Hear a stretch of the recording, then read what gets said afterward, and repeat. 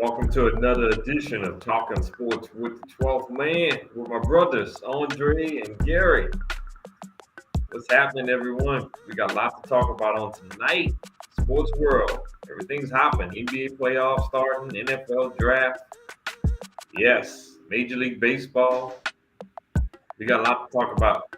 All kinds of stuff to talk about. And I said on Facebook, folks, I said a 10:45. I apologize.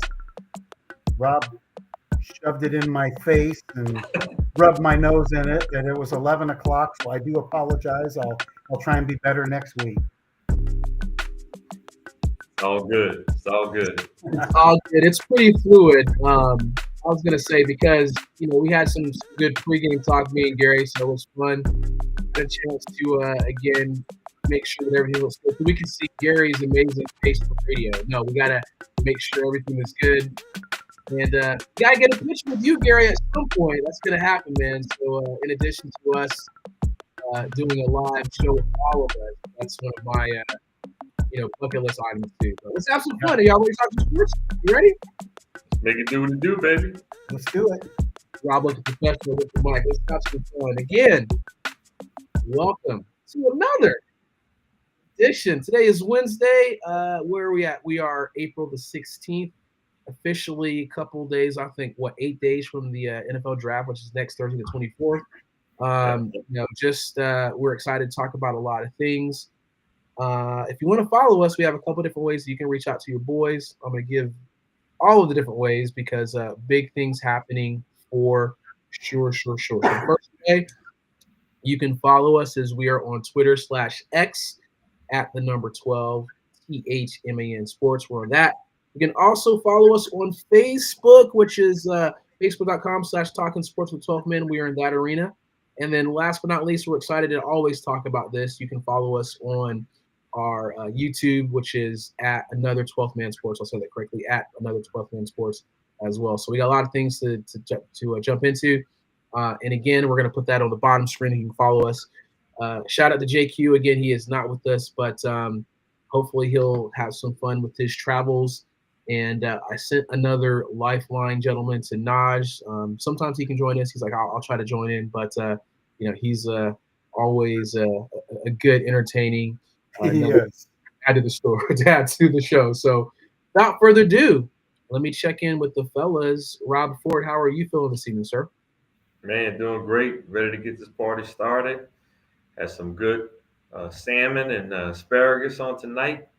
So, but I cheated a little bit. I had half of a cheesecake. So I guess I got to go running in the morning and burn it off. Bastard. Come on. There you go. How dare you eat the cheesecake? I'm running a half marathon in Utah on May 17th, so I gotta get ready. Okay. All right. 13 miles. Let's go. Pray for you, boy. Good enough. That sounds great. Stuff. Gary, what's going on, my guy? Hey, I'm ready to just get this show underway, and I'm glad Rob had his asparagus and his cheesecake, and good luck with his marathon, right? That's neat. Yeah, absolutely. Love it. So I'm in Utah. Here's mostly a downhill run, but yeah, still got to get ready. Well, and the thing of it is there, Rob, is you better get some elevation training in there. Yeah. You're not at a high elevation there in Las Vegas, so you got to get up in the hills there and get yourself some elevation training, because that's what really I've noticed that during the Hood to Coast. And I'm going to talk about Curtis real quick if you don't mind. So Curtis always ran. He was a very accomplished runner in his day, and he was on this team that went against the the teams that represented by Australia or Finland or whatever. They would bring in teams to run in this Hood to Coast relay race, and Nike always had this hand-picked team, and a lot of them were the Pac-12 athletes, collegiate athletes that ran them. And Curtis, their team, their ragtag team were all good athletes, and he ran the first leg from Timberline Lodge. That, Rob, you've been to Timberline Lodge, down to Government Camp, and Curtis won that leg. He beat the Nike team and also the Australian team. That was those Nice. were two top teams. But he's had this big plaque, and I have it somewhere at the house. I'll show you guys one of these times. But plaque of his race, and it shows him crossing his relay section ahead of those guys, and they were close enough to where they could he could hear them. You know, he could hear their footsteps behind him, but Yep. Yep. he was able to hang on. So I was proud of him. Appreciate you, Curtis. Yep. Yep. Good stuff. Absolutely. Good stuff. Let's get right to the show, gentlemen. Like you said, we've got a good 42 minutes here to knock out some stuff here. So we always talk about the artificial yet, situation where quarterbacks are always the story in the draft. So let's literally dive into this because there's a lot of different headlines and stories, and Gary and Rob, you guys can have that. And it's interesting, right? Because I don't think anyone knows what's going to happen, right, until the draft actually comes. Because one person says, as we said, one scout's like, we don't even have a first grade on Shedeur. The only time that'll actually happen if he's drafted in the top 10 is if the owner gets involved. But then you're like, well, he's saying he's the best quarterback. He's getting punished for being, Deion's son. And if he drops, he's going to be a talent. But then, what's going on? Are the Saints in play, Rob? Is Jackson Dart going to, make a surprise entrance in there? And then you got to look at one said that one coach prefers, what is it, Tyler Schloe from Louisville as opposed to that. So it's like you have all these different rumors and innuendos happening, but no one really knows until it actually happens. And if he does fall to say, like, to the Steelers at 21, you talk about them being in a happy situation, but no one really knows. So let's kind of dive into that, Rob, and we'll start with you and kind of get your thoughts on everything. Yeah, I think one thing for me that's a given. Well, like you said, nothing is a given, but I think if the one I'm most confident about is Cam Ward going number 1 to Tennessee, right? And look, Cam Ward has put in the work. He's improved every year in college, right? One of the things I like about him, he has that ability to buy time in the pocket, and he's got a strong arm, right? And he's got good accuracy too, right? So I think it's a pretty much a done deal that he'll be the number 1 pick going to Tennessee, and we'll see what Tennessee decides to do with Will Levis. Shedeur Sanders, you're right, man. He's all over the place right now, right? In my latest mock, I have the Saints trading up to number 6 to draft them. And I'll be honest, I'm not totally confident about that's going to happen, right? Kellen Moore didn't even attend his pro day, right? And typically, if you got a quarterback that you really like, the head coach is going to be there at his pro day. So I'm not totally confident. Obviously, I got at least 2 more mock drafts I'm gonna try to do some more homework, some more research, and see where we are with that. I'm not totally confident that's where Shedeur Sanders is going to go. I know the Saints and Derek Carr's got some turmoil going on right now. Right. Obviously, we'll see what kind of shakes out with that in that situation. But I'm not totally 100% confident that that's what the Saints are going to do in this draft. I mean, they're still working out Mikael Williams, Jalen Walker, who's probably more of a sure bet as a first-round pick. If Shedeur doesn't go to New Orleans at 9 or 6 or wherever that is, I think Pittsburgh will be in play at 21. I think the Rams could be in play at 26.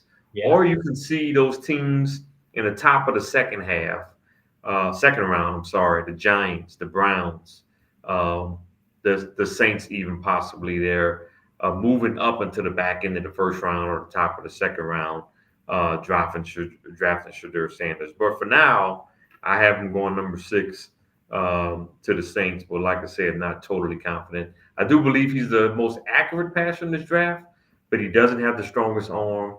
He doesn't have the athleticism like we saw in Jaden Daniels last year, right? He's not going to be that kind of quarterback. He's going to have to be just like most quarterbacks. You're going to have to protect him in order for him to be successful and give him some good weapons around. The good thing is the Saints have some good weapons on offense if they're healthy, right? And so we'll see what happens there. I got Jackson Dart as a 3rd quarterback. I have the Rams trading up a spot to draft him at 25. Yeah. Same thing with Shedeur. I think Jackson Dart will be in play with possibly the Steelers at 21, the Rams, or those group of teams coming up in 2. the top of the second round or back into the first round of the draft. Jackson Dart. One of the things I'll backtrack to Shadur a little bit. What's interesting to me is he's not even attending the draft in person, which makes me think that he kind of had a feeling he's going to fall, right? Because you don't want to be left in that green room. Oh yeah, I Yep. didn't know that. So he's not attending. And look, the Giants just had a private workout with him. A lot of people, were the Giants considering him at 3? I don't think so. I think the Giants are looking at him as, okay, is he still available in the late first round? Yeah. Do we have a possibility to trade in the back end? Because they got like the second pick of the second round or something like that, right?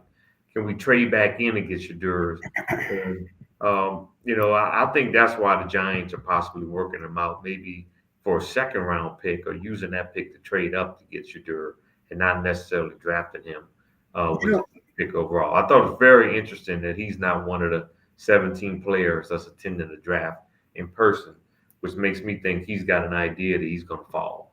Yeah. And another reason why I'm not totally confident that Shadur is the Saints guy either, right, at the number 6 spot. Then we go to Jalen Milroe, another guy who the Giants worked out. I have him going in the 3rd round to the Giants, right? And obviously you got Russell Wilson. You got Jameis Winston there. You get a time to buy some time with a Jalen Milroe, right? Or use him as some package plays, right? Use him like the Saints use Taysom Hill. There's no doubt the guy can run.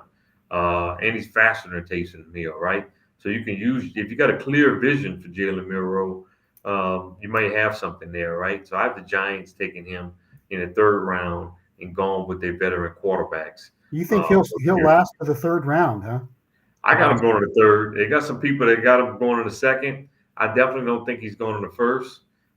Right now, I got him going in the 3rd round. So, like I said, unless there's a team that's got a clear vision for using him other than the quarterback position, right?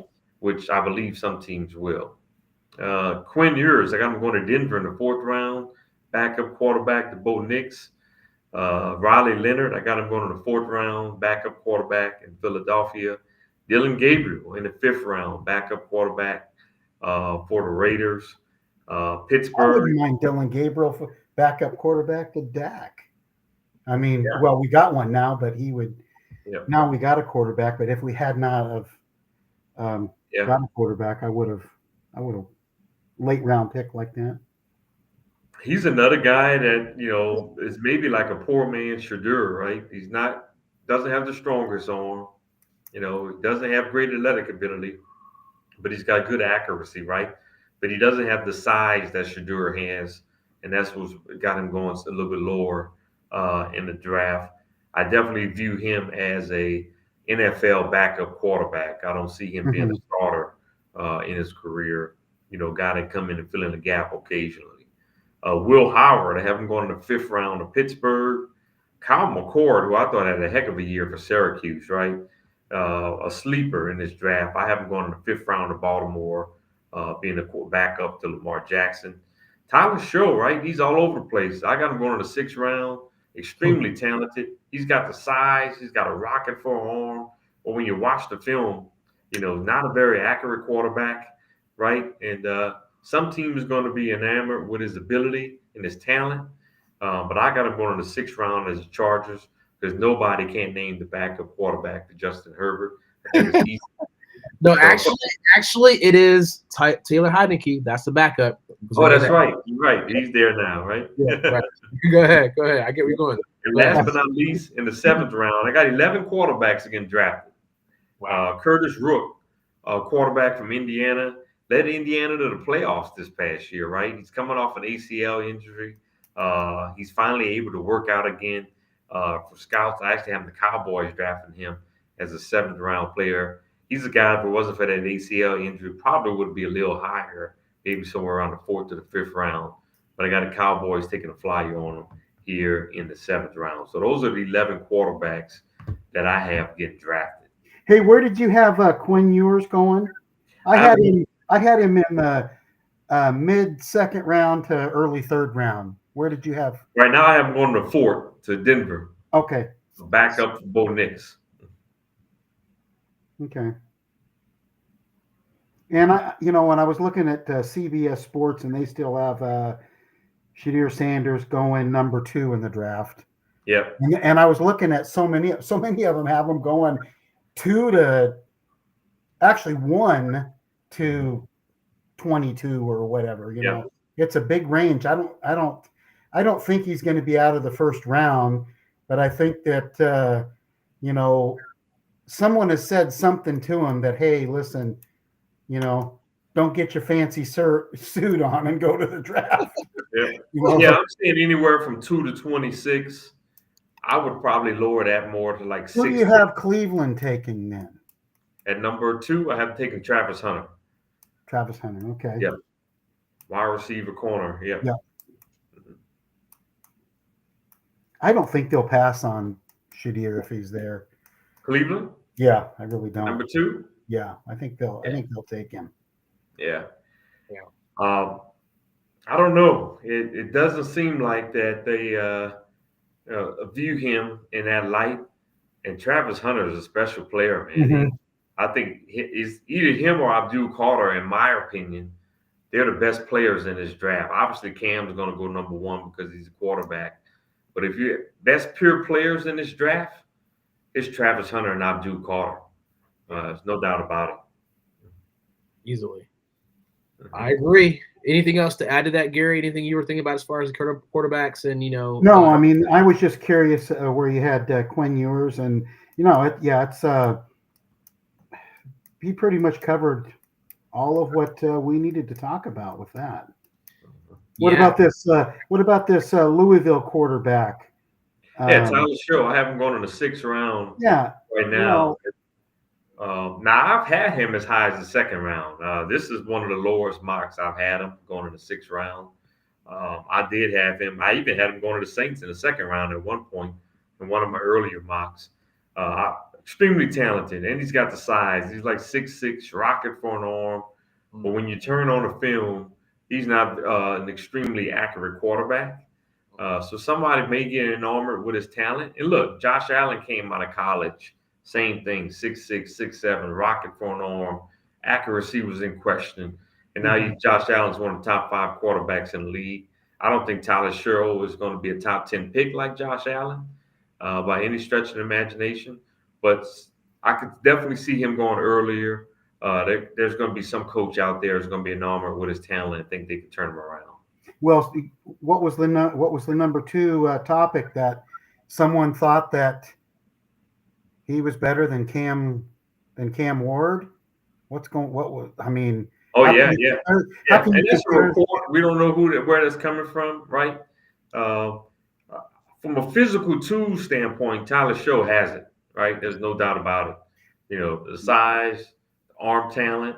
I mean, he's not the athlete that Cam Ward is, but he can definitely sling the football. Well, he's better coached than Cam Ward was, because the Louisville's head coach is way better than Mario. I want to look into the crystal ball for my game plan. Wow. Yeah, Rob. I'm a Miami fan too. And I'm a Miami fan too. It's interesting, as we kind of talk about, failed expectations in coaches, Gary, as we were talking earlier. You got to look at what's happening too, because Rob, you got to think about Riley Leonard. I know the Colts were pretty high on him, ironically. And then also what's going to happen with Will Howard. There's a couple of quarterbacks, we're still trying to figure out what's happening with them, right? So it's like, it's a very, very interesting draft. So there could be a sleeper in there. I don't know. But, you might as well take a shot, and that way I don't think there's a lot of pressure.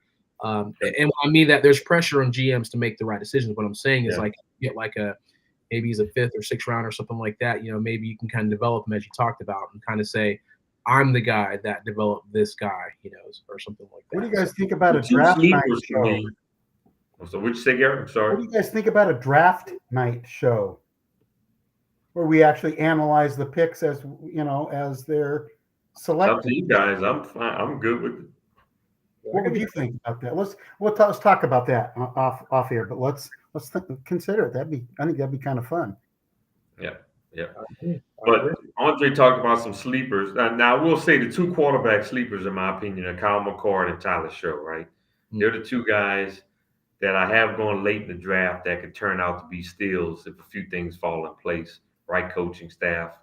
But Kyle McCord and Tyler Show are definitely those two guys. I think Will Howard and Dylan Gabriel are going to be career backups. I think Curtis Rook will be a career backup. I think Riley Leonard will be a career backup. Quinn Ewers could be a sleeper too because he was at one time considered a first or second round pick. He could be a sleeper as well. I personally think Jalen Miro is going to be a gadget quarterback, in my opinion. That's just my thoughts. I think you're going to have a clear vision for the player if you're going to have some success with him. It is. Coached right, I think that Quinn Ewers could be a decent quarterback in the league, a starting quarterback in the league at some point. Yeah, it's a crapshoot, my guy. We never know. Is there another Tom Brady out there sitting there, or you got the tools? But I think intangibles are pretty important too. Accuracy, as we talked about, certain intangibles, how you're able to process information. We talk about the key processor, right? That's what everyone wants to have. But obviously, it's a little different when you have live bullets coming at you, right? So totally different game whenever you got to process. You got a 300-pound, running back or linebacker coming at you. So different conversation. Let's talk about some projections. We had 6 quarterbacks going to top 12 picks last year, and then we didn't see another quarterback to the 5th round. So it's going to be different this year. Yeah. So if we could see 2 quarterbacks in the top 12, we might only even have 1. So it's going to be interesting. Let's talk about the projections for the Browns in the draft, right? So they've made some moves, much to my dismay. Hey, Rob, Kirk Cousins is still there if you want to trade for him for the Saints. Ever since what trade this year's first round and next year's first round for Kirk Cousins.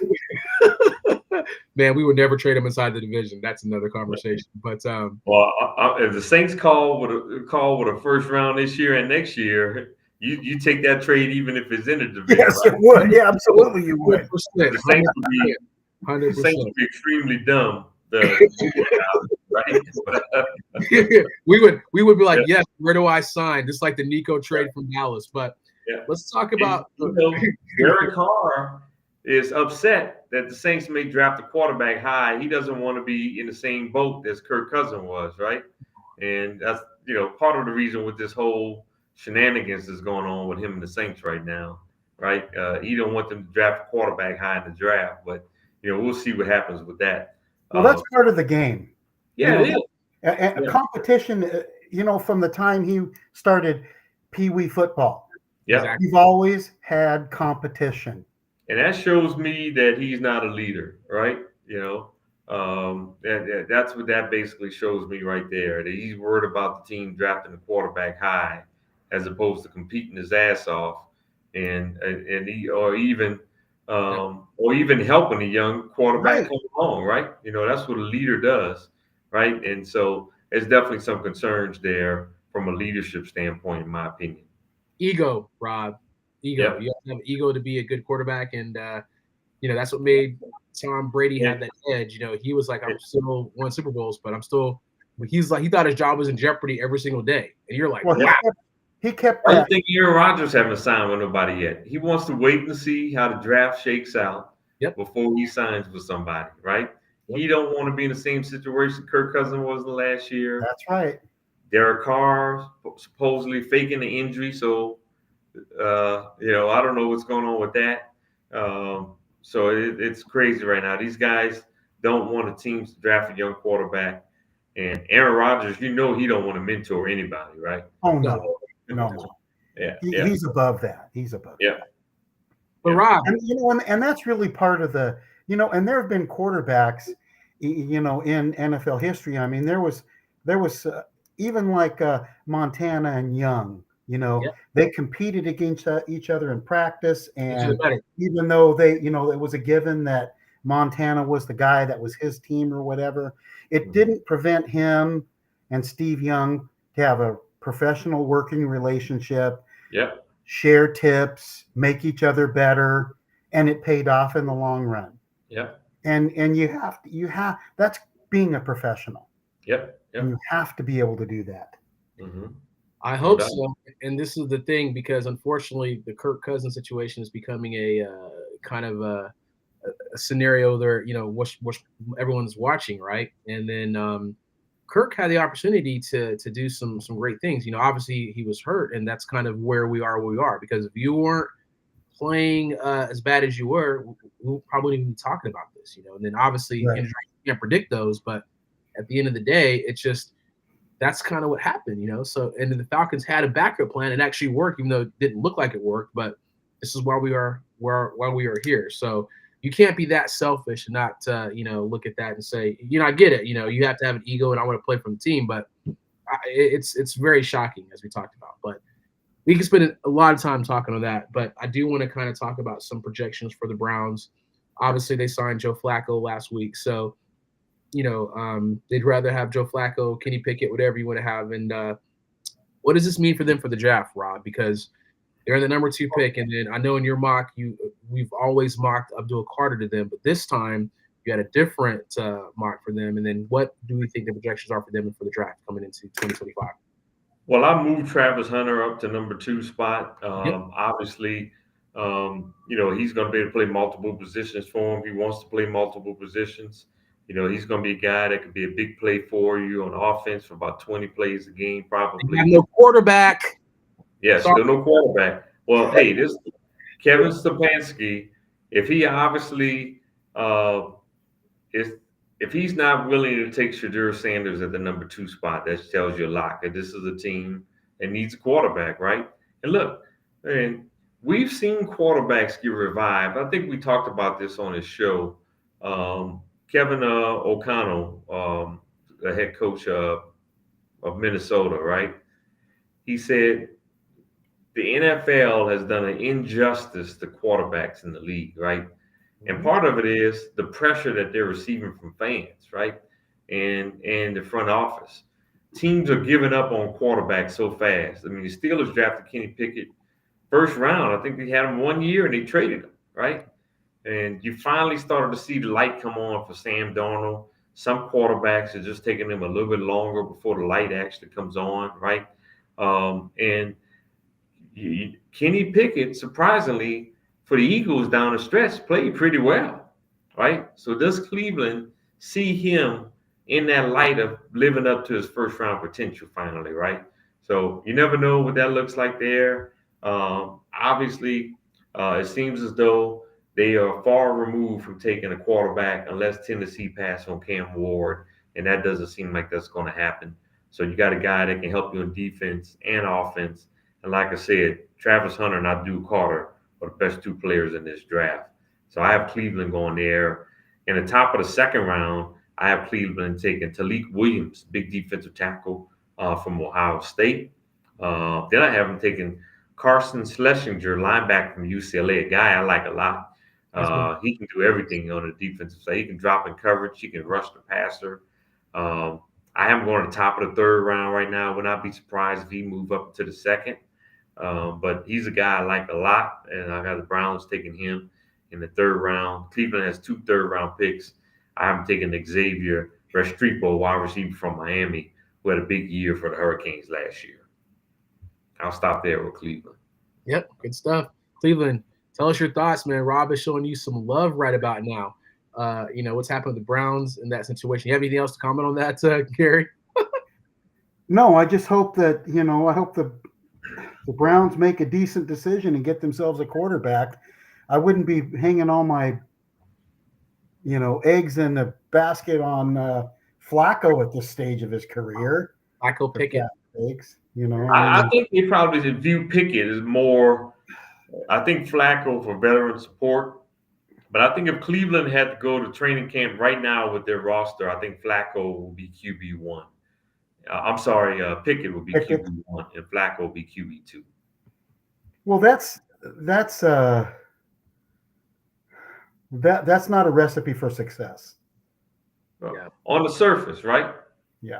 I think from where we sit, you're right, right? And I think from where their fans sit, you're absolutely right. But does Kevin Stefanski view him still as the first round pick that came out of college, right? Yeah. And I think what we saw toward the end of the season, I'm not going to say he was great, but he looked better than what he did when he was starting quarterback in Pittsburgh, right? Does he see him as a guy that with more coaching can live up to that first round draft status? Yep. Well, if I look at the two franchises, if I look at the Steelers and I look at the Browns, Yeah. I'm going to go with The Steelers. the thought processes of the Pittsburgh Steelers. Absolutely. They've been a team that's made really solid choices over the years. And the Browns have just been that franchise that has not made very good choices. Cluster F. Yeah. So I would probably say that I would probably agree with the Steelers on that. As an outsider looking in, not viewing these practices or anything like that, but just viewing two franchises that have gone in completely different directions over the last 20 years. Let's go, Gary. Let's go. That's awesome, Gary. What an awesome analysis. That's perfect. Yeah. No, and look, you're exactly right. Who's got a better track record, right? Obviously, it's the Pittsburgh Steelers. I mean, and you can bring that out to the last like 50 years, not just the last. The last 50, 55 years. I was just thinking under Tomlin and his abilities as a coach, and but neither one of those on the surface, neither one of those teams got a good quarterback room right now, right? No. But if you ask me who's got a better quarterback room right now out of those two teams, I'm going to say Cleveland, because Pittsburgh right now has got Mason Rudolph. Come on. He's a career backup, right? We know what he is right now. There's still a slight chance that Kenny Pickett can develop into a starter in this league. Mason Rudolph, you can forget it. Shout out to my guy. We're gonna talk about the Giants. Shout out to my guy Jeff Camp. He is a huge Giants fan. So we go back. We used to work together, and so this is interesting, right? So you look at what the Giants did. The Giants have signed your favorite quarterback, Rob, Jameis Winston. They also obviously signed Russell Wilson. They still got Tommy DeVito, and they're in that third position, right? So if you're looking at it, if Cleveland drafts either, like if they go with your mock draft and they draft Abdul Carter, they're running because they're going to get, obviously Travis Hunter, because you got like an awesome situation. You can pair him on the offensive side with Malik Neighbors, and you got Travis Hunter, and then he can play defense. So that's a great move for the Giants. Now, if Cleveland drafts Travis Hunter, they're going to be like, they're still going to run to the podium because now you get Abdul Carter. So I think they're in a win-win whichever direction happens. And they're still probably most likely, we talk about, they like Jalen Monroe. They're still going to probably invest in a quarterback, but not early. So maybe like third or fourth round. They can still continue to build their team, get some defense going. But I think surprisingly, we like to crap on the Giants. But, and this is Brian Daboll. This is it, my guy. You're on the hot seat. So figure this out, guy. But the Giants are actually in a good position. Even though they lost Saquon, they're still crying about that situation. They can get some ish right, honestly, Rob. Yeah. When you look at the Giants, Brian Daboll's seat is as hot as Las Vegas in July, right? His seat is the hottest seat in the NFL, no doubt about it, right? And look, I got him taking Abdul Carter. When you look at this Giants team, last 18 games last year, their defense was outstanding, right? Absolutely. And their front four got after. You look at Kayvon Thibodeau. You look at what that defensive front that they have, even in the middle, right? They could use some help in the back end, but they went out and signed Paulson Adebo from the Saints, who's coming off an injury. You add Abdul Carter to the mix. Abdul Carter's got the versatility to rush the passer, drop in coverage. Very similar to number 11 with Dallas, right? Abdul Carter had 14 sacks last year, 23 and a half tackles for loss. And then he was a complete train wreck for offenses in the college football playoffs, right? JQ. Yeah, I know JQ disagrees, but the numbers in the film don't lie, right? When you talk about 23 and a half tackles for loss, 14 sacks, and 14 sacks in 1 year in college is insane, right? Yeah. And that's playing against Big Ten football, and that's the way he dominated even in the college football playoffs.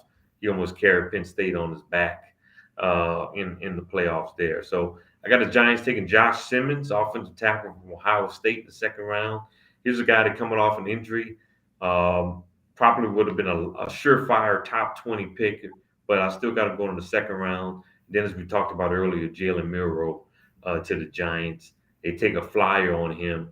Maybe you use him in some packages, and maybe you develop him to be the quarterback in the future. Because look, if you draft any player in the first 3 rounds, you're expecting that player to be a starter at some point in their career. Maybe not right away, but if you're drafted in the top 3 rounds, you expect it to be a starter at some point. A contributor right away. Yeah. Of some sort.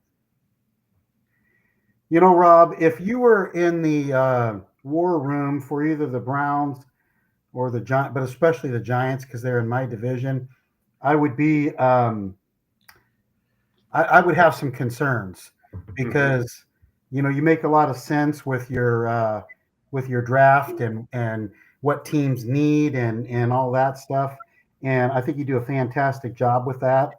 But since you're not there, I think that both of these organizations at some point in this draft, this is my prediction for both the Browns and the Giants, that for one of their top 3 picks, they're going to shit the bed, each one of those teams. Yeah, hey, based on a track record, look, the New York Giants have been needing offensive line for about the last 5 or 6 years, and they keep drafting them. And I mean, they finally hit on the kid from Georgia. I'm drawing a blank on his name all of a sudden. But they've missed on so many offensive linemen over the last 5 or 6 years in the draft. It's insane. So they still need offensive linemen. So, but you have to keep drafting them until you get it right at some point, right? Yes. So obviously Josh Simmons in the second round to Ohio State. From Ohio State, you take a chance on him. Maybe move him over to right tackle. But he could probably play some left tackle too, right? So, but you got to keep drafting them until you start hitting on some of these players. Just like quarterbacks. If you draft a quarterback and you miss on them, you got to keep drafting them until you get it right. Cleveland knows about that. Cleveland knows about that. You're gonna draft 20-something quarterbacks until they get it right. Well, the Giants are living with that right now. True indeed. You know, gotta get it right. Gotta get it right. So maybe the Titans as well. We'll talk about that. All right, Rob. Let's get to talk. Let's get to the mock draft. We posted. Rob posted that. Another. Looks like you do the 7th round one. If I was looking at that correctly, Rob. 7 rounds yet again. I got at least 2 more mocks in me before the draft on next Thursday. Let's go. Let's do the top 10, and then I want to focus on our teams, if you will, that are on the call right now. And then because I got a slight bone to pick with you because I promise you, I appreciate you, as Gary said, but Lord have mercy, if we draft that wide receiver, we will shit the bed. Everyone will be pissed. We'll talk about that. We don't need that. Not that we don't need a wide receiver, Rob. I appreciate that because I would love to have a weapon for Michael Penix Jr. But I guarantee you, my God, if we do that, we will literally talk about Shimmer coming through Atlanta. It'll be another coming of that. It'll be a nuclear breakdown if that happens. But I hope y'all don't draft him, right? Because I don't want to see him go to a team in the division. I think he's a heck of a wide receiver. Love it. He's got great body control, great leaping ability, great hands. Not the fastest guy. Yeah. But I think he's somewhat in line with what you have already in Drake London. Yeah. But man, you can never have too many weapons in this league, right?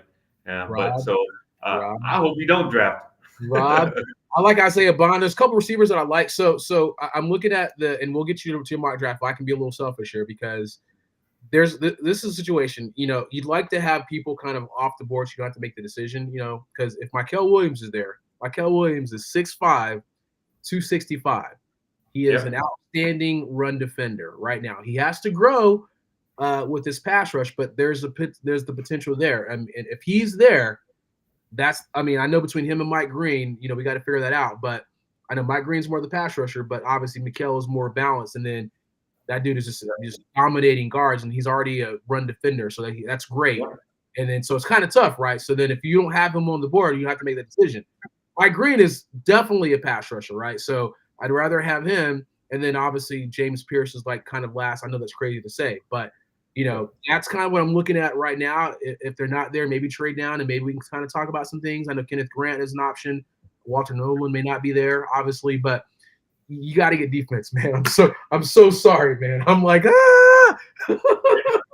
Hey, I want you to pass on to Toro McMillan. I really do. I don't want to see him in Atlanta. I don't want to see him in Carolina or Tampa either, right? So I really hope you pass on him. But hey, those are all valid points, right? And Mikael Williams, extremely athletic. Obviously, there's some question marks about his durability. And obviously, your best talent is availability, right? Yep. And so there's some questions about his durability and his injury. Obviously, he just did some private workouts for several teams. So I think that's going to play a big part on how that goes. I actually dropped him to number 26 in his latest mock. But he's another guy that can go as high as 9 or 10 or maybe even 8. So, right. So he can be another guy that's in that big window between 8 and 26, right? Kenny Grant, I have him going like 23. I haven't had Kenny Grant as high as 15 yet. I've kind of had him somewhere between 16 to 25. Mike Green, this is about the highest I've had him. I have him at 20 right now at Denver. Interesting. Right. So I have been moving him up on quite a few mocks. Obviously, he's got a lot of production in college. Teams interviewing him seem to really like him as well. The CBS, not to cut you off, Rob. This CBS Sports has Mike Green going at number 8. Wow. Yeah. I don't see that yet. That's Carolina, right? Because Carolina's trading out, right? Not because you know that Carolina's at number 8. Yep. They're talking. Carolina. This is what Carolina's thinking is, hey, if you want a quarterback, come get ahead of New Orleans at 9, right? And so that's why they're making it available, saying, hey, they're putting it out to the media, and I'm pretty sure all the organizations. Yep. We are willing to trade down if you want to come and get ahead of the Saints, just in case you think the Saints are going to draft a quarterback here. Yeah. So they're making it known, hey, we're willing to trade down. Thanks, Carolina. Oh man, yep. So that's where we are with that. Walter Nolan, I got him going right ahead of the Falcons right now, 14 to the Falcons. Yep. We're getting to the top 10. We already talked about Cam Ward, Travis Hunter, Abdul Carter. I got New England taking Will Campbell, offensive tackle for LSU. The guy only gave up 2 sacks in 3 years as offensive tackle at LSU, playing against the elite talent in the SEC. Hey, there's some question about his arm length, right? But he's played against the best of the best in the SEC, and he's held his own. Push come to shove, you can move him inside the guard. But obviously, if you're drafting a guy in the top 5, you want him to be a tackle. So we got Will Campbell there. Got Jacksonville taking Mason Graham. We already talked about the Saints moving up to 6 for Shadur Sanders. Got the Jets taking Ashton Genty, running back from Boise State, to go with Justin Fields. Got Carolina taking Armand Mimbo, offensive tackle from Missouri, who's a freakish athlete for an offensive tackle. I got Vegas trading down the 9, swapping with the Saints and taking Tyler Warren. That gives them a great 2 tight end offense, right? It'll be big time for Geno Smith down the middle of the field with those weapons, 6'7". And then I got Chicago taking one of the best athletes in the draft, and Shamir Stewart, edge rusher from Texas A&M. He's kind of the Dennis Allen kind of guy, tall and lean, and can hold the edge on the run and also rush the passer. Didn't have quite the production you want, but freakish athlete there from a defensive end standpoint. All right, I'll get to our teams real quick. I got the Cowboys starting off with defense. Jalen Walker, edge rusher, Georgia at 12. Man, you pair him with number 11, man, that's going to be a nightmare because they're similar kind of players, a lot of versatility. They can rush the passer, drop in coverage. You can do all kind of mix and matches from a defensive standpoint. Benjamin Morrison, second-round pick for the Cowboys, cornerback, Notre Dame. Here's a guy, if it wasn't for his injury, would clearly be a first-round pick. You go back and watch the film from a couple of years ago, he held his own against Marvin Harrison Jr., right? Obviously coming off an injury, dropped down a little bit. This guy was clearly a first round talent. Uh, Vernon Broughton, big defensive tackle from Texas, 6'5", about 320 pounds. He's going to be a run stuffer. Not going to give you much against the pass, but it's definitely what the Cowboys need, somebody, a plugger that can fill in gaps and stuff to run there. Cowboys don't have a fourth round pick, but they got 2 fifth-rounders. And in the fifth round, I got taking Brandon Crenshaw Dixon, big offensive tackle from Florida, 6'7", 316 pounds. Ran a 5.33 40. And with the second fifth round pick, I have taken Elijah Huzzy, cornerback from North Carolina, 5'10", 193 pounds, got good speed. Then we go into the sixth round. The Cowboys got a lot of late round picks. They got 2 sixth-round picks. Jalen Lane, wide receiver from Virginia Tech, 5'10", 191 pounds, ran a 4.34 40, right? Woo! Definitely got the speed. Not a lot of production. That's why he's going this late in the draft. But from a pure athleticism standpoint, he's outstanding. Also in the sixth round, the Cowboys take Marquis Sigel, safety from Kansas State. He was a transfer from North Dakota State. Another guy was outstanding, one of the fastest safeties in the draft, ran a 4.37 40, 38-inch vertical leap as well, right? So he's a guy, if nothing else, is going to help with special teams right away with that kind of athletic ability. And then the Cowboys got 3 seventh-round picks. Man, they got a lot of late-round picks. Yeah. Francisco Magawa, linebacker from the U, Miami, 6'2", 233 pounds, ran a 4.6. He was one of the bright spots on that Miami defense. The defense was very poor at the end of the year, but it wasn't because of Francisco. And then Dante Thornton, wide receiver from Tennessee, big target, 6'5", 205. Another guy that's got the size and range, but just not a lot of production to back up his athleticism. And then we talked about Curtis Rook, the quarterback from Indiana. The Falcons, we already talked about Tetairoa McMillan. In the second round, I've got him taking J.T. Tumalau, edge rusher from Ohio State, 6'4", 265 pounds. Another guy that's a tremendous athlete. Maybe didn't live up to his billing the last year at Ohio State. He was another guy targeted to be a first-round pick, fall into the second round with the right coaching, can possibly live up to ability. And then Falcons don't have a third rounder, but in the fourth round, I got to take in the sleeper, Bahal Cone, 6'1", 190 pounds from Western Michigan, ran a 4.43 40. Needs to be a little bit better from a coverage standpoint, but he's a physical corner. He comes up and tackle. He comes up and play the run. Even the guy you can possibly move to free safety as well. So a versatile guy that you might be able to do a lot of things with, but he's got good size, good arm length, and of course, good speed with 4.43. And like I said, he's a great tackling corner, which you don't see a lot of. In the seventh round, got the Falcons taking Jack Kaiser, linebacker from Notre Dame. Kind of undersized, but very instinctive. Makes all the right reads, makes tackles. Had a really good Senior Bowl practice as well. Not the most athletic guy or the biggest of guys, but a very smart football. He's got a great football IQ. And then last but not least for the Falcons, Connor Colby, offensive guard from Iowa. He's a guy started since he was a freshman at Iowa, right? Iowa homegrown, 6'6", 309 pounds. Nice. So definitely a physical specimen there in the seventh round. For my beloved Saints, in terms of Saints fans, we already talked about Shedeur Sanders. Second round, I got to take a Siobhan Revel, cornerback from North Carolina. This guy's a tremendous athlete, great size too, 6'2", good arm length. He's worked out extremely well as pro day, combine. Obviously, the level of competition in college is a question mark, but he's tested extremely well outside of that. Saints trade one of their third-round picks to move up a few picks with the Raiders.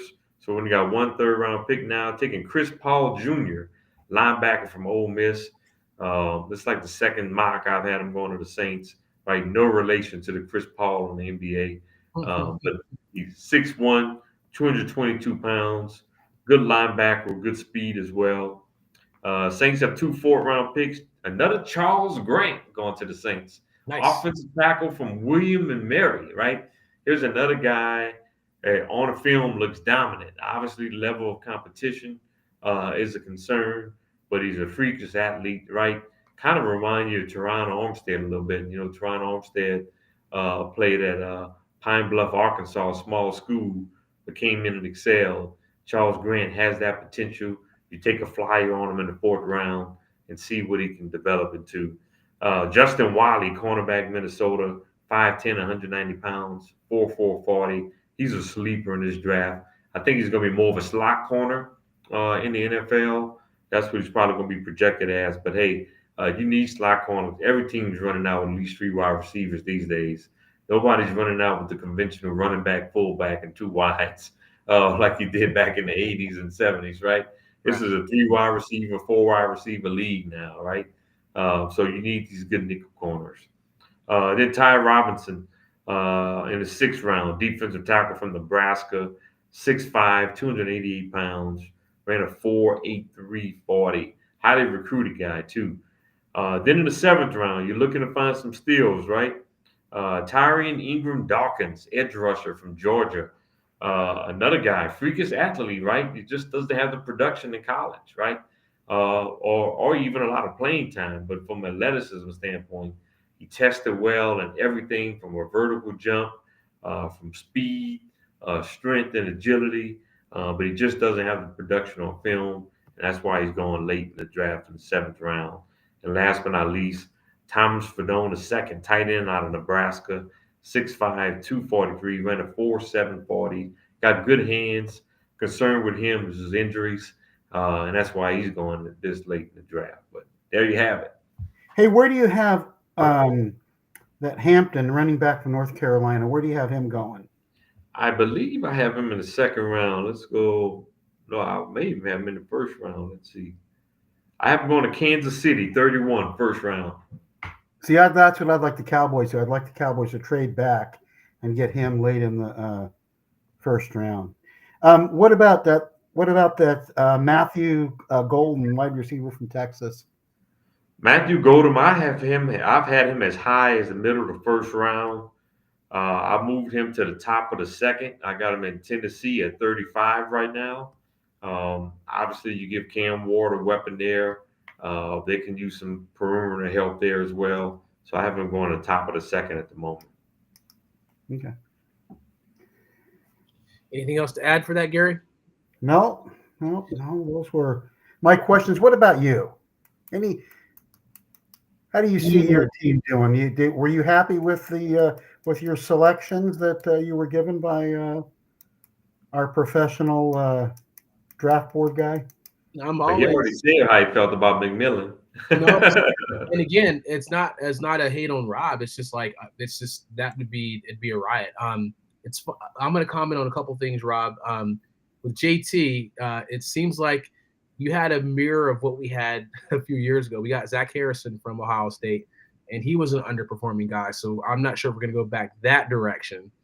You talked about an undersized linebacker in the 7th round, and we got JT Bertrand, who's kind of a same situation, kind of a same linebacker, undersized, very smart. But at this juncture, I think we may turn the page on getting kind of duplicate players like that. It's not because it's bad draft. I'm just like, in my head, I'm thinking back, this is exactly who we drafted last year, kind of a similar type of player. But well, you got to think about the guy in the 7th, Jack Kaiser. That's a 7th round pick, right? True indeed.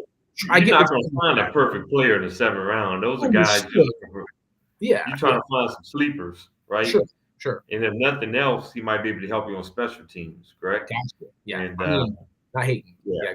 I can see you questioning JT. Now, JT had a solid year last year, but he didn't quite live up to initial 1st round projection that he had before the season. But yeah, Jack Kaiser, in the 7th round, those are the kind of guys you're going to get in the 7th round. You're not going to find that the perfect prospect. They all going to have some questions if they go in the 7th round. Well, yeah, I mean, like we talk about, athleticism. Like I said, we're all looking for that next Luke Kuechly, right? Luke Kuechly was like the amazing linebacker. If you can find that dude, go for it, right? So that's what I know. There's some, there's some comps to that. Is how football intelligence he has and all things like that. So this is not me hating. This is more or less like you said, you're trying to, throw some darts against the board and see what you get for sure. So I'm kind of leaning towards athleticism or whatever we can find for that, or like you said, special teams is a situation. We've signed Kevin King, so we're not sure what's going to happen if we need another cornerback. I have no clue what's going to happen, but we got to get an edge. We got to get somebody to replace Gary. Obviously Grady Jarrett. Kevin Ollie, the new coach for the D-line coach for the Falcons, came from Houston, so he likes having those defensive tackles that rush. So we'll see. I don't know what that means, but yeah, there's one thing about this mock for the Falcons. Obviously, there's no defensive tackle, right? Who's left in the free agent market if you don't draft one, right? Yeah. But you get yourself in trouble when you start reaching for need, and that's why, as much as possible 100%. in the NFL, Yeah. you try to focus on as many of your needs as possible in free agency. Yep. So that Now, way, when you're putting these together, Rob, you I got a question for you, and I'm sorry to interrupt you. When you're putting these together, you look at each team's needs, and then are you doing your like what we see Bill Kuiper do, where he's got best available player for that particular round? Is that how you're doing yours as well? Yeah. So best available. So basically, I have a best available list, and then I also look at what the team's needs are. So if there's 2 or 3 players that almost have an equal grade in my eyes, I'm going to obviously draft the player that team needs the most, right? Right. But if there's a player that's graded substantially higher than the next player that's a need, then I'm going to draft the best player available, right? For example, Andre just talked about his Falcons needing an edge or a defensive tackle, right? So if you got 5 players there that have the same grade, and one of them is one of those positions of need, obviously I'm going to give them the position of need, right? But let's say the best 5 players available are not in your category position of lead, and it's substantially different. Then you're going to draft that best player available, right? You're going to bypass your position of need, which I'm assuming what the Falcons did last year, the quarterback position, right? That was not a huge need, but they obviously had a big grade on Michael Penix Jr. And the Falcons needed an edge rusher in last year's draft. The next edge rusher didn't get drafted like 15 to 16, right? So they obviously felt like that was going to be a reach at number 8, and that makes perfect sense when you're doing your draft. Yeah. Well, a couple weeks ago when we had JQ on, he was talking about Shadir Sanders dropping to the Steelers, and he was not really liking that too well, especially an organization like that it was a good, solid organization. And I've been looking at several of these drafts on there, and there's quite a few of them that have Sanders going to the Steelers at 21 in this. In some of these, quite a few of these mock drafts. Now, there's always where there's smoke, there's fire. But this is like what Naj said last week. This is a time where everybody's lying about everything, and you really don't know. But of those top 10 to 15 players, we really have a fairly good idea. We really do. There may be something different, but if it's something different, it's going to be one of those teams like we talked about earlier that makes a mess of their pants and drafts somebody that they shouldn't be drafting. There it is. Other than that, I think that most of these drafts are, fairly close with the top few picks. Yeah. Let's see. Good stuff. I'm going to be a little selfish here, and I'm going to, for the sake of the time of the show, and I will probably don't want to stay too much longer here, but I'm going to go over some topics I want to discuss, and we'll leave it to you guys, and then, we'll probably got 20 minutes or so to kind of wrap this up. But I'm going to quickly talk about Spencer Strider returning. That was a really awesome thing to see him. Obviously, the Braves didn't get the win versus Toronto today, but I know they wanted to take it easy on him, and obviously he gave up 1 or 2 runs, if you will. But it was good to see him out there, and he's kind of getting his stride back, and hopefully, again, he'll continue to do well. And the Braves are still struggling with hitting right now, so you can't put all of that on Ronald Acuna. So there's some things, and obviously Marcell Ozuna was had a little hip pointer too. So I'm hoping the Ravens can kind of turn this around. And I also talk about Trae Young, that objection last night. I'm kind of pissed because sometimes I think the referees, and this is maybe a bias situation, the Orlando Magic were playing really physical.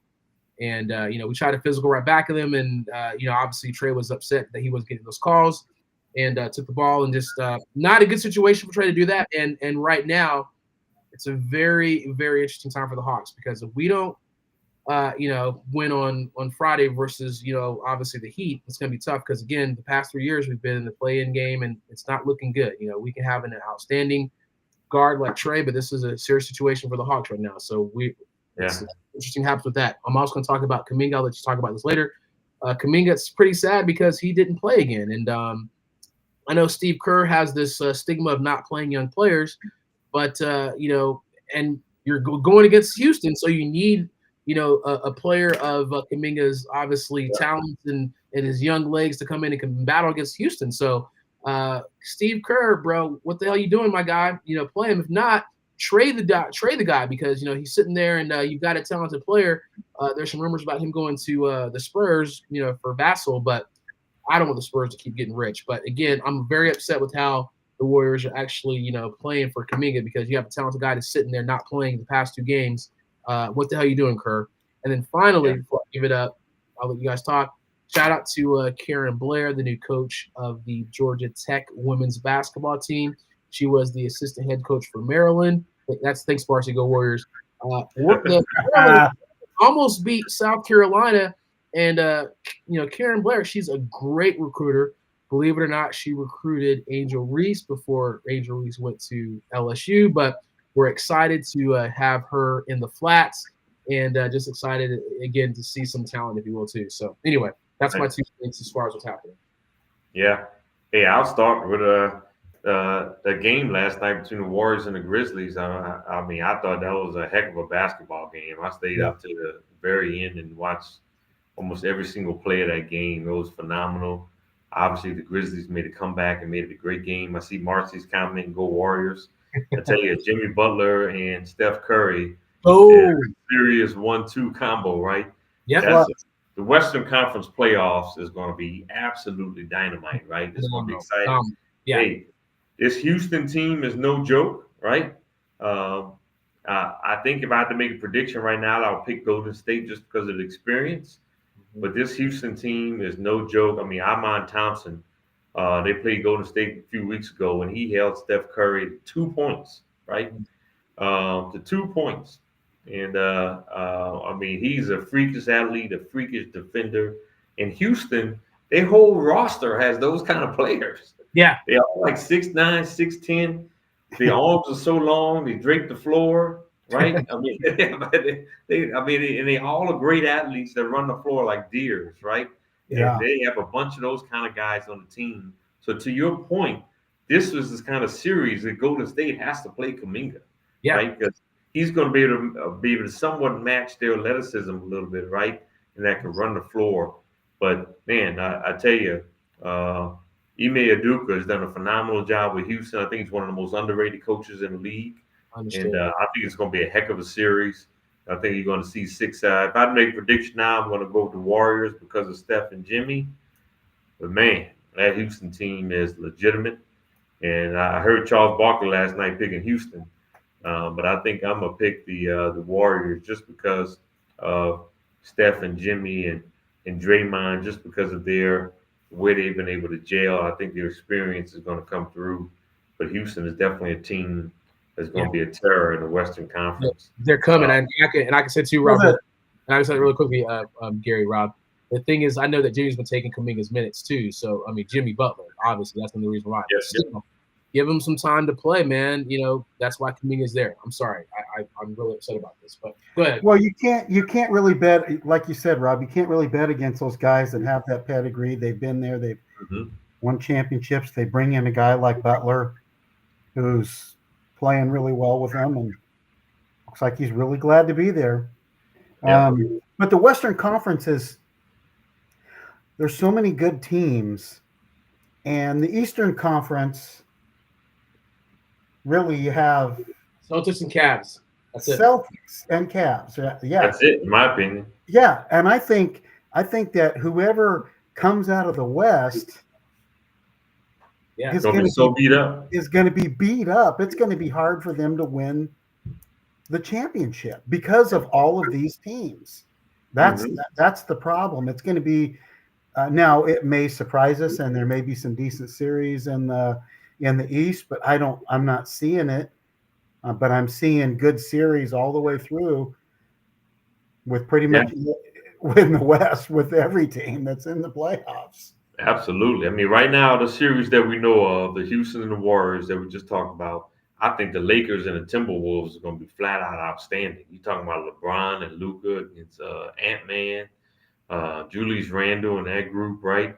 I Yeah, think that's going to be. I mean, I'm picking the Lakers to win that series too because of their experience as well. But I can see that series going 6 games. Will set up a huge series with the Lakers and the Warriors Mm. in the second round. And shucks, I think I would pick the Warriors in that series too, Let's go. uh, with the way Jimmy and Steph is playing. But I am picking OKC to win the West. I think this is the year they get over the hump. And historically in the NBA, you got to go through trials and tribulation before you knock that door down.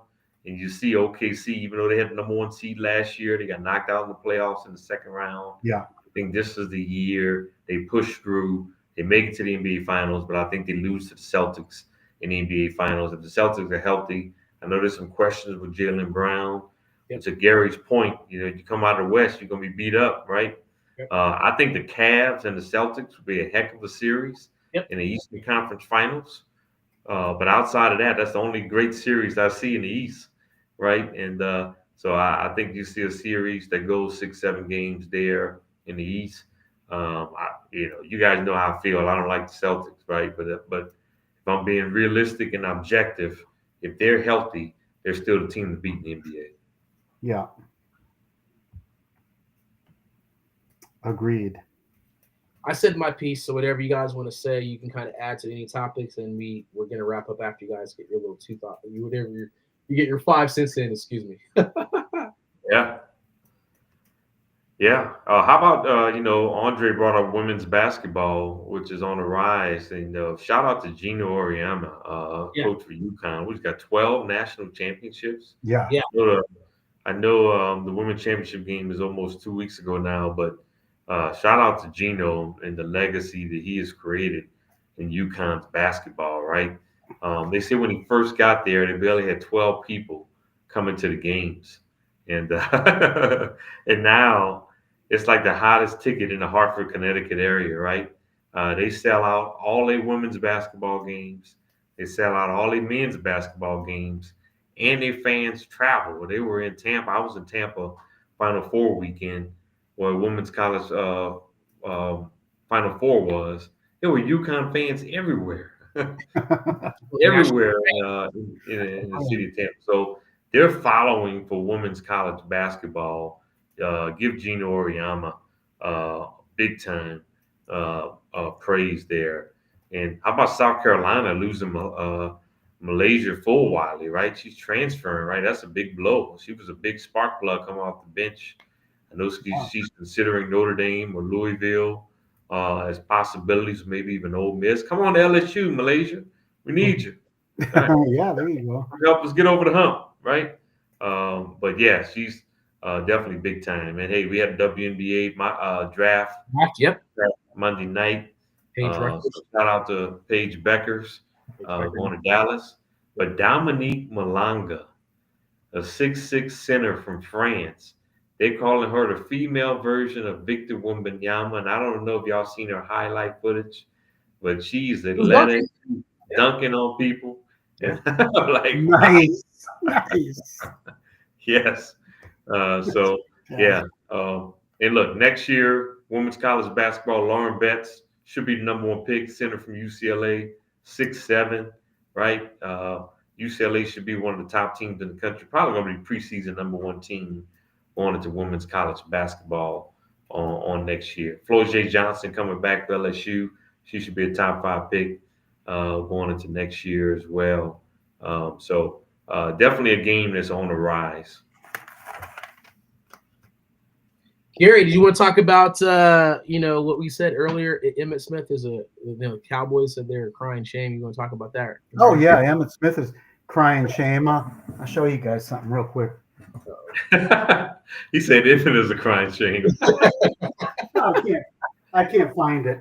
I have my Dallas Cowboy, one of my Dallas Cowboy Super Bowl shirts. Okay.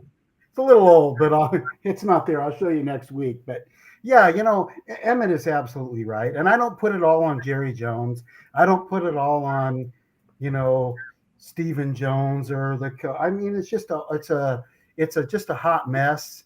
Yeah. I think that it's a franchise. They get a lot of publicity, and they're worth more than any other franchise in sports. And maybe that's just good enough. But what I was telling Dre is, at 81 years old, I would want to start. There would be a sense of urgency there for me if I were Jerry. You're 81. That's getting up there in age. You better start putting some shit together and making some different changes in this thing. But I absolutely agree with Emmitt. I'm sure he's sick and tired of hearing people talk about the birds, and I don't blame him. I don't like him. I hate him too. So I'm with him on that. But I did do my own little quarterback top 5 quarterbacks. So my number 1 quarterback, of course, is Roger Staubach, because he was just clutch, war hero, Heisman Trophy winner, everything you want in an individual. And then I had Troy. Troy won more games in the 90s than any other quarterback. But at 4, I had Tony Romo.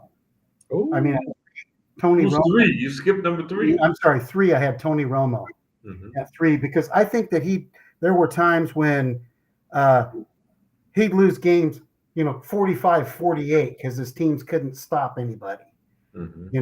So he put up a lot of numbers, and he had some mess ups here and there. But as far as just a undrafted, free agent to come in there and lead a team and play with as hard as he did for his career, I liked him. But I don't have Dak at number 4. I've got Danny White at number 4. Wow. Because at least Danny White went in there and led his team to 3 NFC championships in a row. Dak can barely get out of the 2 wins and 5 losses in his. I'm gonna play devil advocates here, Gary. Okay, Danny White took the Cowboys to NFC Championship games. Tony Romo did not. Why did you have Tony Romo ahead of Danny White? Because I think that White should be 3. Okay. And the reason why I picked that is because just the sheer talent of what he could do on the football field. I mean, you go back, and I'm sure you guys have seen lots of highlights of him messing up, but you've seen just as many plays that are just absolutely remarkable that he absolutely did on his own. And I think he did a lot with a lot less around him than those other quarterbacks on this list, including Dak Prescott. All right. Look at Rob. Rob looks perplexed over there, like, I can't believe he pulled this off. I don't know. I mean, you put Danny White over Dak because he got to the NFC Championship game. Well, because I did, but Danny White. You're I right. can see if you put Danny White 3 and maybe Romo 4. But No. Danny White was not a better quarterback than Tony Romo. Wow. He had some good pieces around him. He was a good, solid quarterback. But I think just overall quarterback talent, I think Tony Romo was definitely better than both Dak and Danny White. All right, we're gonna wrap this up. 5. We're gonna wrap this up, but I'm gonna really quickly. We got enough time to fit in here. Yeah, Prescott number 5. Yeah, Prescott number 5. Wow, he actually put him on the list. I asked him earlier, Rob. I was like, "Where's Quincy Carter on that list?" Yeah, where's Don Meredith? Don Meredith. Oh my goodness, let's go. Jason Garrett. That's funny. Jason Garrett. Wade Wilson. Kellen Moore. Cooper Rush. Steve Berline. Oh, Steve funny. Berline. That's Steve Berline's number 14. Let's go. Man. I'm trying to see where most people rank the. I'm looking at some fans online and where they rank the Cowboys. So they rank Troy Aikman number 1. Oh, that's that's ridiculous there. The Super They Bowls, rank though. Rogers. They rank Roger Staubach 2. They rank Tony Romo 3, so they would agree with you there. Oh. But they disagree with 1 and 2 on you. Yeah, I would never ever put. They actually have Dak Prescott 4. Well, you know why I They have Danny White 5. So he fulfilled, so Roger Staubach fulfilled his duty and went into the military. If he'd have spent those 4 years with Dallas, I mean, I know there would have been more championships there with him. Yeah, he's just that good of a player. Yeah. But you can't make that. It's hard to make that. You can't go off of assumptions. You got to go by what you actually have seen. Yeah, any game that he was in, I was confident that they could win. Yeah. Any game that he was in, even against the Steelers, and I mean, if you look at those games that they lost to the Steelers, those were all just nail biter games right down to the end. There was never a blowout between those teams, and those teams just hated each other. And the Steelers came out on top of those, but the Cowboys just completely, with Roger Staubach, completely annihilated, Miami. Yeah. In the Super Bowl. Yeah. Held them to 3 points. Yeah. In the Super Bowl, and that was that was a Roger Staubach led team. But anytime Staubach was in there, he was just that good. I mean, Staubach was probably a little bit before my time as far as watching football. I mean, obviously, I've read about him, seen clips and things of that nature. But obviously, from my time of watching football, definitely Troy Aikman will be number 1 for the Cowboys as far as quarterback. I haven't seen enough of Roger Staubach to put him over Aikman, but I mean, Aikman led the team to 3 Super Bowls, accurate passer. Obviously, in order to be successful, you got to have the personnel around you, and Aikman did. But yeah, definitely from my time of watching football, I would definitely put Aikman. I don't take anything away from Troy. I really don't.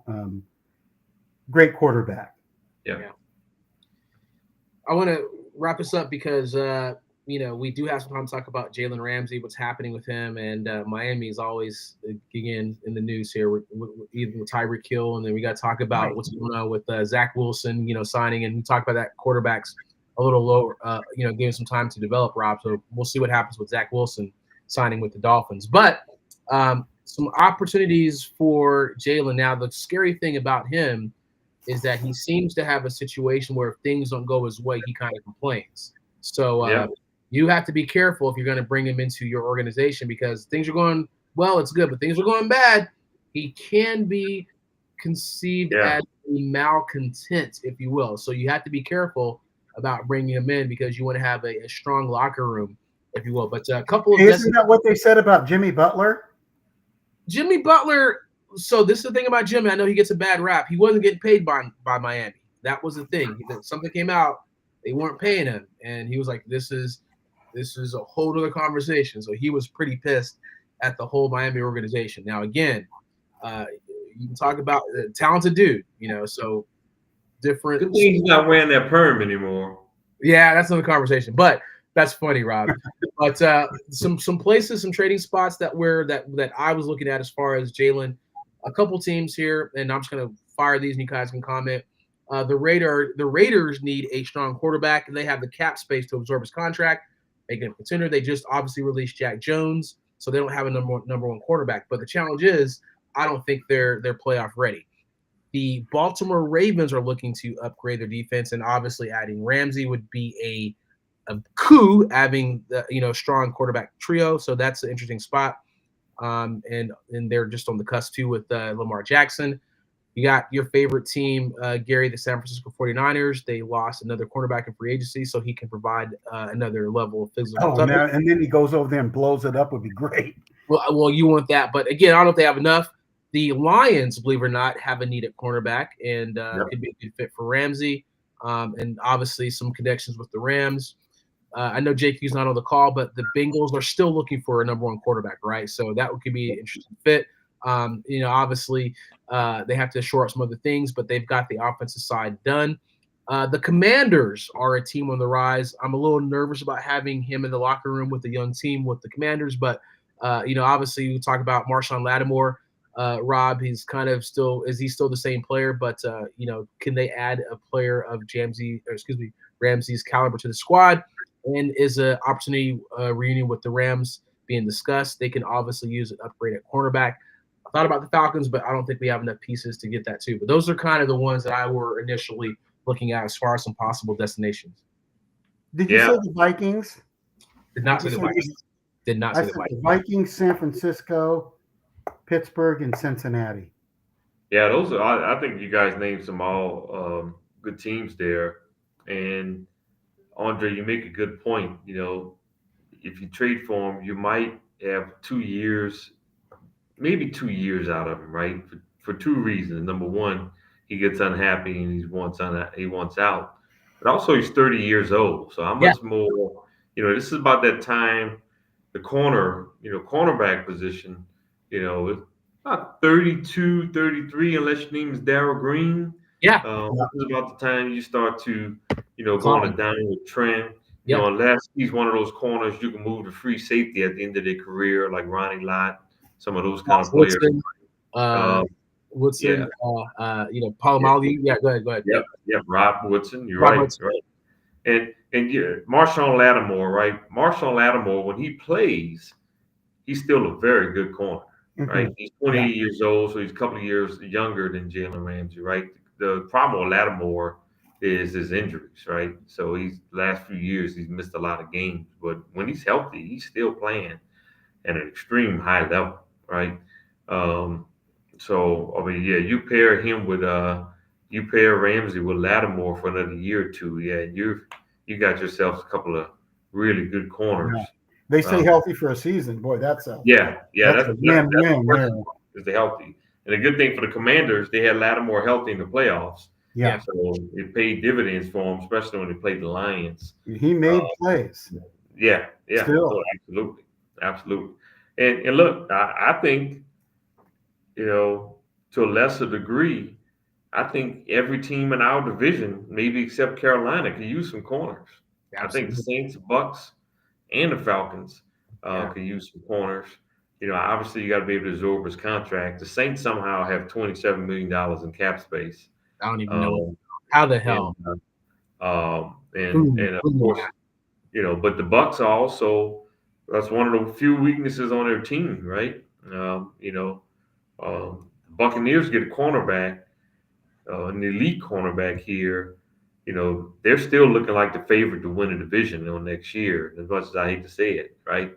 But as far as stability from a head coaching standpoint, stability in their organization, the 1-2 punch of running back, wide receiver, probably got the best offensive line in the division, right? Another 1 or 2 players on defense definitely secures them for the possibility to win another division title based on the way we see it today.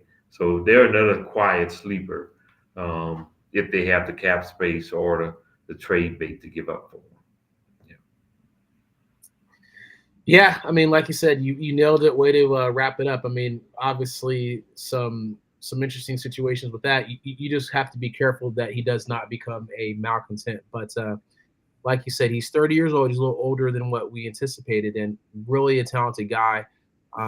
But the challenge is, can he make that transition if he's happy?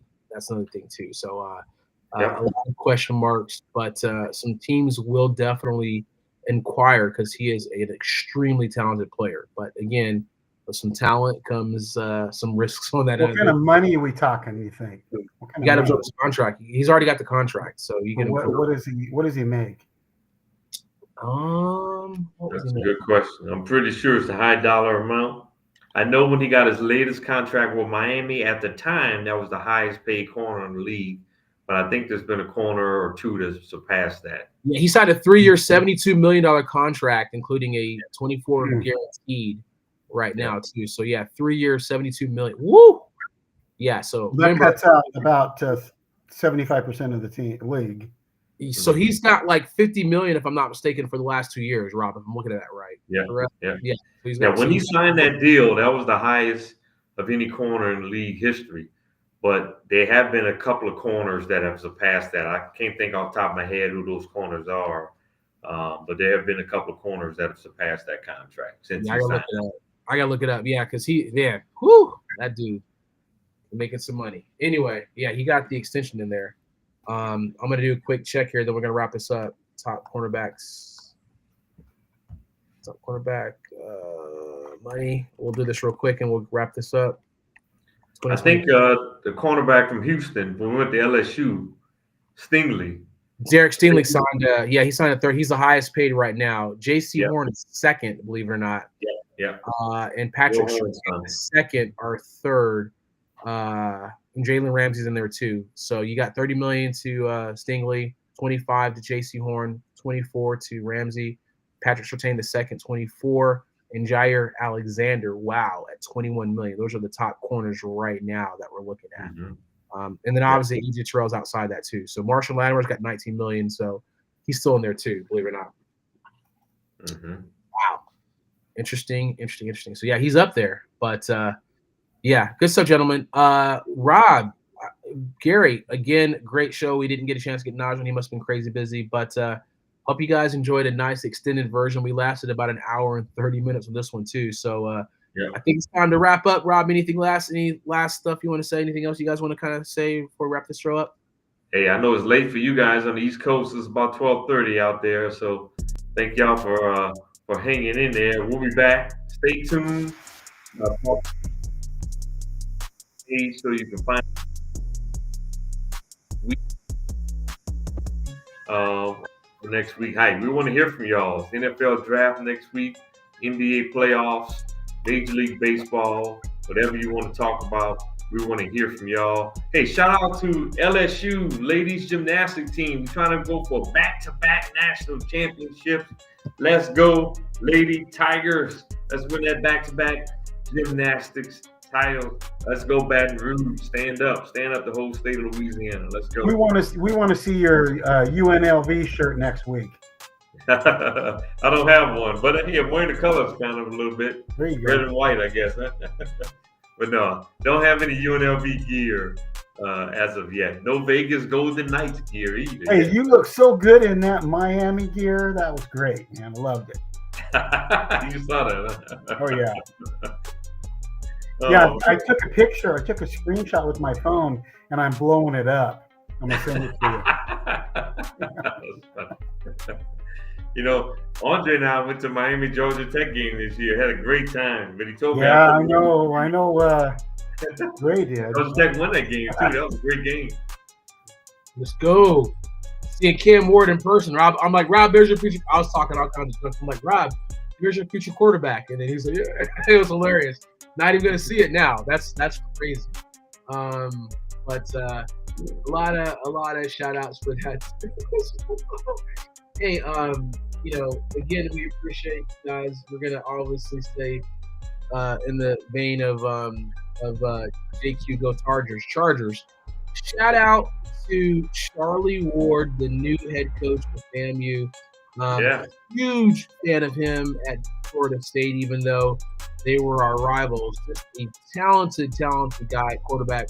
So ashamed of the NFL for not drafting him, and he would have been a dynamic player, I think, in the NFL. Man. Wasted situation there, even though he played well with the Knicks and the NBA, but just great individual, great human being, man. Congrats to FAMU. They're getting a great guy. Yeah. I'm teasing JQ earlier. He's a Seminoles fan now. Man, Florida State. I know, Gary don't want to hear this, but man, Peter Ward, they had a squad, man. That was they were the cream of top. Miami and Florida State, Florida. Those were always, that was a talented squad. I knew I played that new Peter Ward. That dude was going to be crazy, and then he didn't do that much in the NFL, but. Talented squad, man. Florida State back in the day. Yeah. Oh yeah, they were. I mean, that Miami Florida State rivalry when it was from the late '80s to maybe the late '90s. That was one of the biggest rivalries in college football. I mean, that was must-see TV during that time frame. I mean, Oh yeah. Even out west, we would make sure that was the games. Mm-hmm. Not just me being a Hurricane fan, but everybody. I mean, that'd be the game we would tune in. You had some good rivalries. Ohio State, Miami. You had some great games. I'm still Miami and Notre Dame. That was another big. Yeah, just good battle. Convicts versus the Catholics, right? I mean, that go was convicts. Don't get JT. No, we love it. That was a great rivalry. Miami, Notre Dame, and you had Miami and Florida State, Nebraska, Oklahoma. That was another big rivalry. Oh yeah, 80s and 90s as well. Then it became Nebraska and Colorado, like for the latter part of the 90s. Yeah.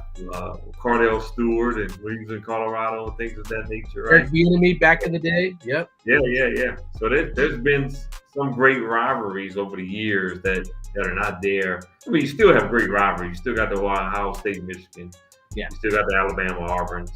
So you still have some great rivalries in college football, but some of the old rivalries are not there anymore. Sad. USC would always, you get USC and you see like a couple of those spots. So just, Texas and USC, like, it was classic like stuff too, man. So it's just Hey, I've been in the state of Alabama when Alabama and Auburn plays. You can walk outside and you can shoot a cannon and it wouldn't hit nobody because everybody is inside watching Alabama against Auburn in football. That is true. That is true. That is true. Yeah, the guy that's out manning the barbecue in the back. And I'm with Rob because I remember I DJ'd an event out there, and them jokers are like mad. He tried to order food. Them jokers are like, you don't do anything. They're like watching, like everyone's like not working. It's like crazy. Well, I was at a truck stop in Alabama, and I said, "So you're a Crimson Tide fan?" He goes, "Roll Tide." He said, "And that's what you want to say if you get pulled over." It happened to me. I was in Alabama. He said, "Roll Tide, you get out of a ticket." Alabama or Auburn? Alabama. Have a safe day. All right.